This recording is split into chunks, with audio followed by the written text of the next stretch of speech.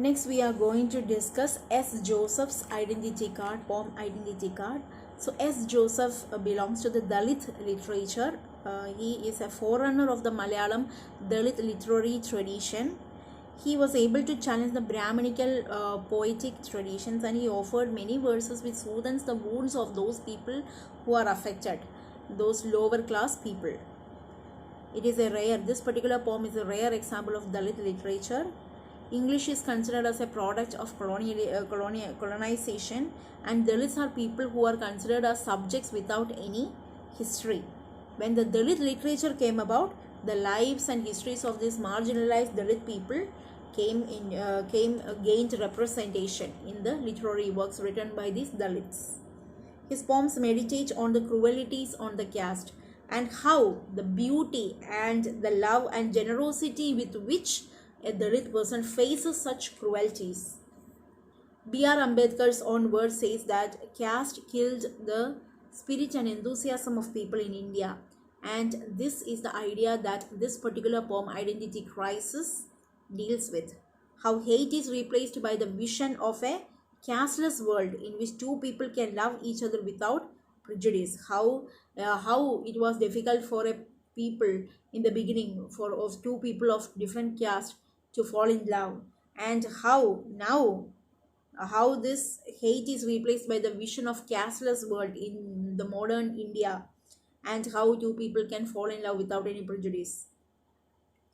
After this poem Identity Card, he became a very national figure. So I will explain the poem and then I will come back to this explanation once again. So let's see this poem. In my student days, a girl came laughing. So in his student days, he is a Dalit and probably the girl is a Brahmin girl.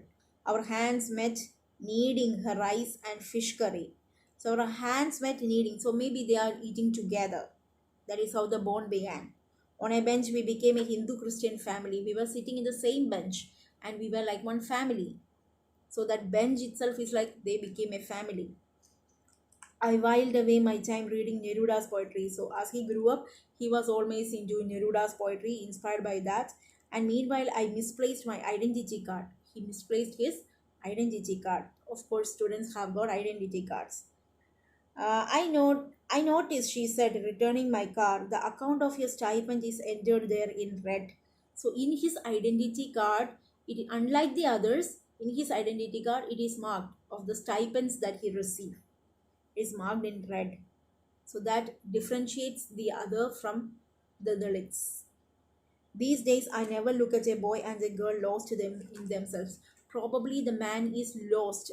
Probably the man lost that love, and probably he doesn't have much hope about this kind of love that happens in the school days or campus love. He says, these days I never look at a boy or a girl lost in themselves. Nobody is lost. They are never lost. Why? Like they are never lost in themselves. They will depart after a while. So he doesn't bother when he see a girl and a boy. Like nowadays it is very common that in campus love what happens, they will depart after some time.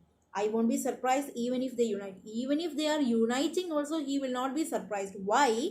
Because nowadays this caste difference is not that much evident like those times. Their identity cards won't have scribblings in red. Nowadays in the identity cards, none of such scribblings will be there. So the caste differences are reducing. So how that is how in this poem it is presented, how the hate is replaced by the vision of a casteless nation where two people can love without any prejudice. So in his case, in his school days, there was this prejudice of this Brahmin girl, and he says nowadays, like this campus love, it is completely different. Like they just love, they have some friends with benefits, etc., and then they go away. After some time, they will be depart. Even if they are uniting, also it is nothing much surprising. Why? Because there is no such differences in the identity cards. The differences between the caste and all have reduced considerably.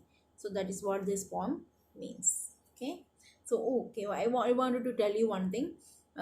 See, I never ask anyone to like and subscribe my channel. I feel it quite fake to ask like that, but I want to share this with you that